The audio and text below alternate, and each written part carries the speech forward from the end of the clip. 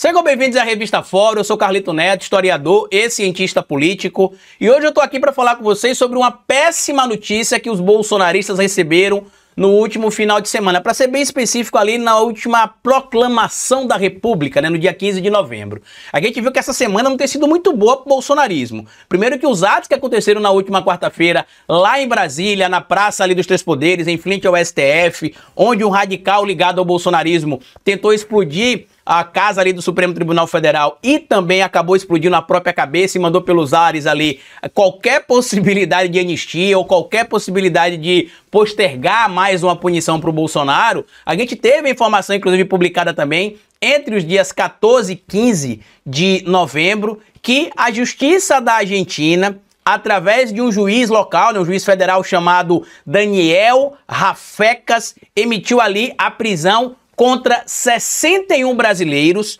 condenados pelo 8 de janeiro e que estavam foragidos na Argentina. Até o momento que eu estou gravando esse vídeo, 2 pelo menos já foram capturados. As informações estão sendo atualizadas, esse número já pode ser muito maior, né? Porque as informações estão sendo atualizadas aos poucos.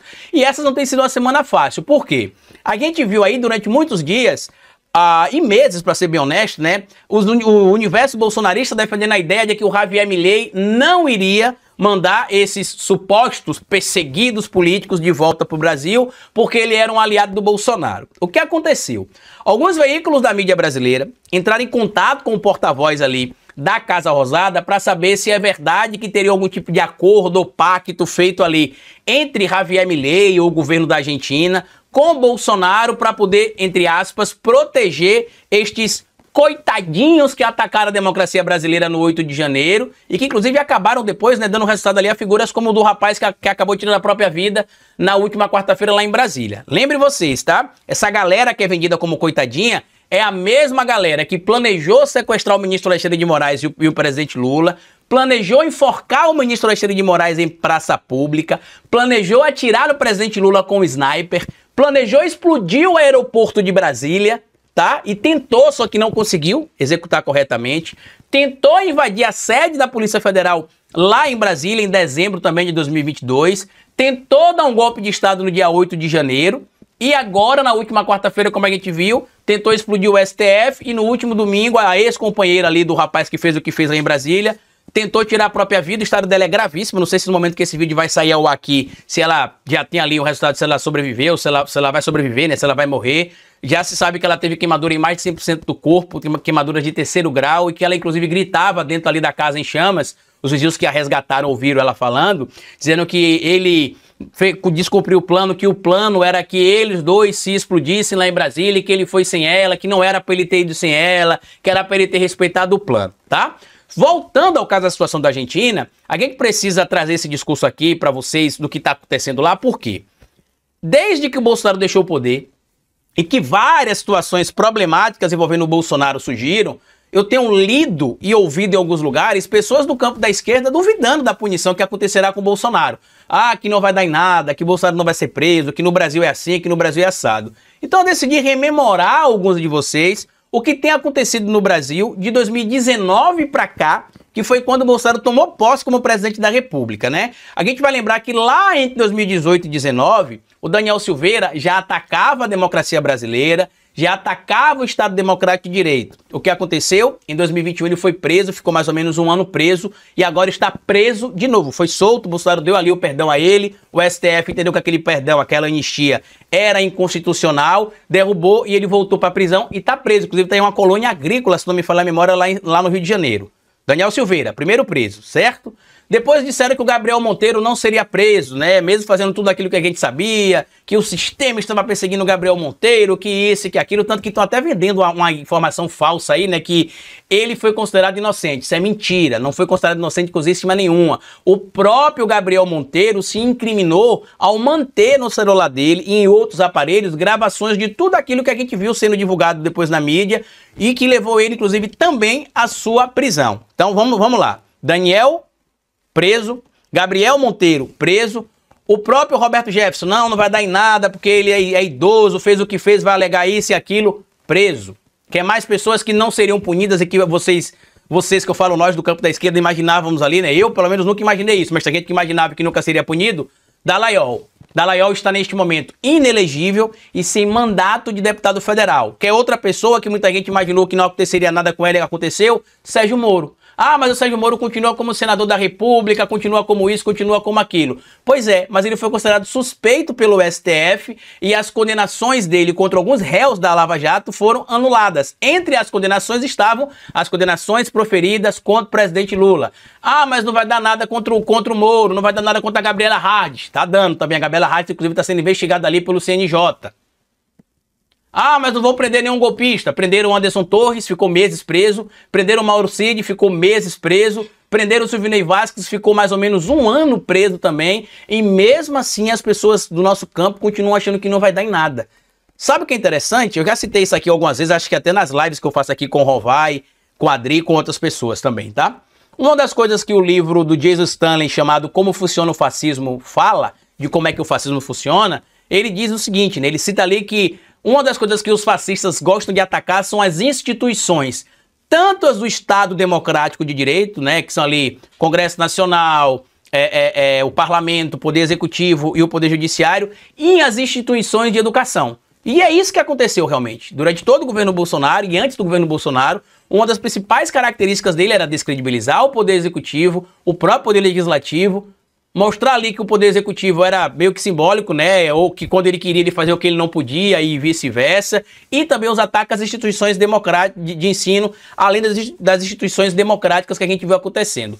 Quando nós, do campo da esquerda, começamos a levantar o questionamento de que fulano não será punido, fulano ficará impune, a gente está defendendo a tese de que o Bolsonaro está certo. Que a gente realmente tem de tirar a credibilidade do Poder Judiciário, que a gente tem de tirar a credibilidade do Poder Executivo, que a gente tem de tirar a credibilidade do Poder Legislativo e que numa república democrática nada funciona. Ao contrário, quanto mais absurdos acontecem, melhor. É o que algumas pessoas, eu acredito, imaginam que deve acontecer. Porque para mim não faz nenhum tipo de sentido a gente trazer num discurso que a gente tem acompanhado nesse momento, inclusive, de que a justiça está sendo feita, as investigações estão sendo levadas a cabo ali. E detalhe, tá? Folha de São Paulo, Grupo Globo, rede social, bilionários, representantes do Poder Executivo de alguns lugares e do Poder Legislativo se unindo, de certo modo, para poder atacar o ministro Alexandre de Moraes, o Poder Judiciário, e mesmo assim as ações estão fortalecidas. O doutor Paulo Gonet, por exemplo, na entrevista, na participação que ele teve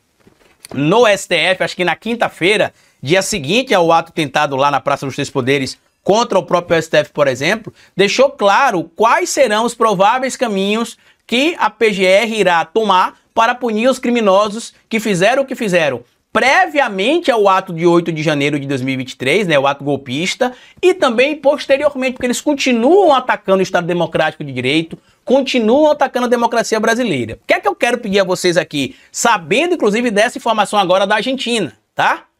Que parem de duvidar de que a lei será aplicada. Eu citei aqui várias provas de que a lei está sendo aplicada.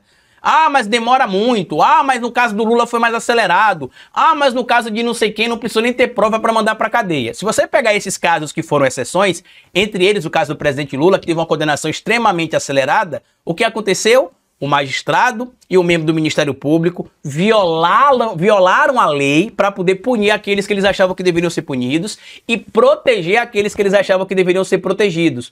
Por conta disso, se teve anulação de várias condenações na Operação Lava Jato, porque você teve gente inocente condenada para ter os interesses de Dallagnol e Moro, você teve gente culpada condenada que acabou sendo depois beneficiada por causa desses atropelos que o Moro e que o Dallagnol tiveram ali durante a Operação Lava Jato, e o próprio ódio às instituições democráticas. Eu até vi o ministro Luiz Roberto Barroso questionando em que momento da história aconteceu ali essa virada, onde um país como o Brasil, as pessoas alegres e felizes, virou essa nação de radicais, a partir do momento que vocês ajudaram a dar endosso à Operação Lava Jato, que inclusive foi ali a serpente que nasceu do ovo colocado por vocês mesmos, e que depois passou a atacar o próprio STF. Tem pesquisadores, inclusive, que já fizeram estudo sobre isso, vocês pesquisam aí, vocês podem encontrar, tem vídeo até lá no meu canal Historiador falando sobre isso.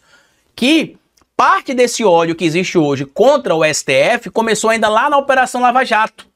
E até hoje o senhor Dallagnol, por exemplo, mesmo hoje sendo basicamente um nada, um ninguém, né, sem poder ser candidato a nada, sem cargo eleitoral, ele continua ajudando de alguma maneira a inflar esse ódio contra as instituições democráticas, entre elas o próprio STF.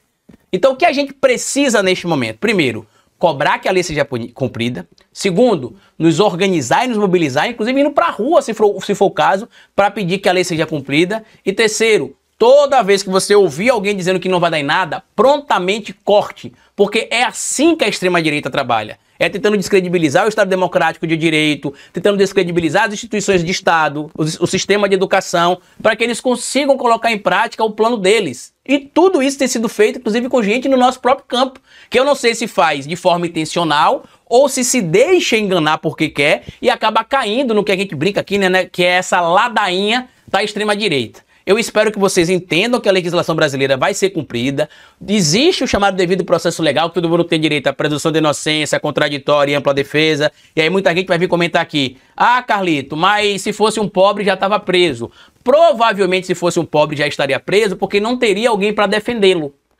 E aí, como ele não teria às vezes os recursos para poder se defender, algumas etapas ali do chamado devido processo legal, não é que não seriam seguidas para ele, mas ele perderia algumas vantagens, digamos assim, que ele teria se ele tivesse um advogado para defender, até porque muitos destes são defendidos pela Defensoria Pública e às vezes é muita gente para a Defensoria Pública atender e não consegue dar atenção a todos os casos da maneira que seria o ideal. Eles fazem, evidentemente, ali algo que seria até sobre-humano, né? Porque eles conseguem atender muito mais casos do que um advogado privado, por exemplo, poderia atender. E aí já uma pessoa como o Bolsonaro, que tem recursos, que pode ter às vezes mais de um ou dois advogados, vai utilizar todos os espaços que a lei lhe garante para poder ter o chamado devido processo legal preservado, a presunção da inocência, direito ao contraditório e a ampla defesa. Mas tudo leva a crer que a Polícia Federal irá concluir o relatório no final desse mês, agora de novembro.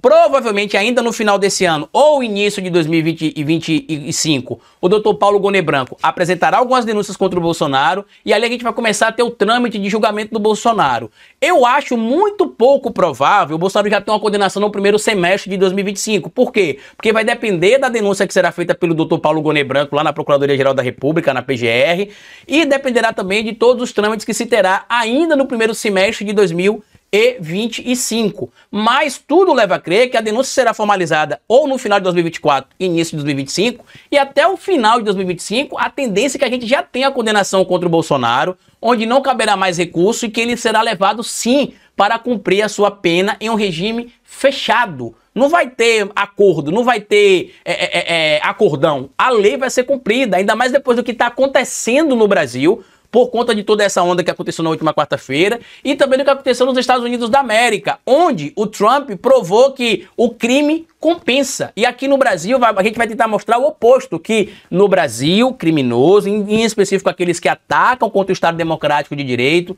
são punidos. Eu já mostrei matérias aqui, inclusive nas minhas análises na revista Fórum, mostrando para vocês que o Brasil virou referência para o mundo de que aqui as instituições democráticas não só funcionam, como foram determinantes e decisivas para evitar um golpe de Estado entre 2022 e 2023. Mas deixa aqui a sua opinião sobre tudo isso, o que é que você acha que vai acontecer, compartilhe esse vídeo se você puder, se inscreva aqui no canal da Revista Fórum, me siga no meu canal também aqui no YouTube chamado O Historiador, hoje inclusive a gente tem live lá às 19 horas, e me segue no meu Instagram também, que é Carlitos com o Neto. Grande abraço e até a nossa próxima análise aqui amanhã. Tchau!